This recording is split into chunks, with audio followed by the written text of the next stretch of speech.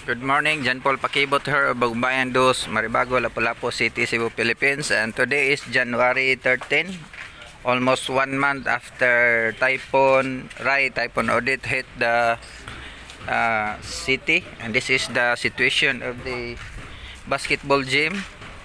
The metals and the roof are still here. This is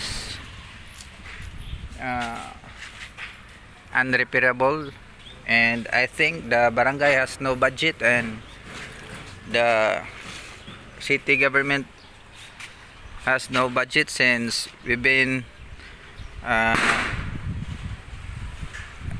it's almost 2 years of pandemic, and now it's typhoon, and there's lots of basketball gym that are also damaged.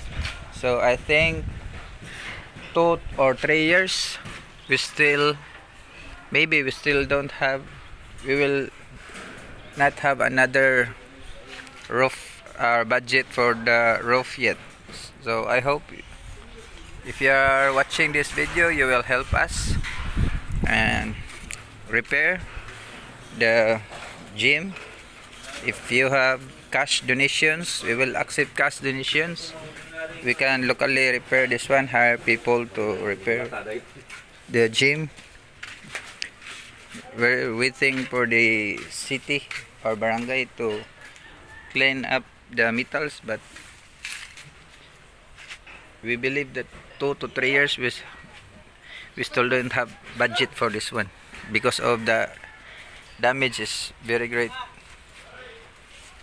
I hope you will help us repair the entire gym, donate some money so we can go on playing basketball, volleyball and table tennis.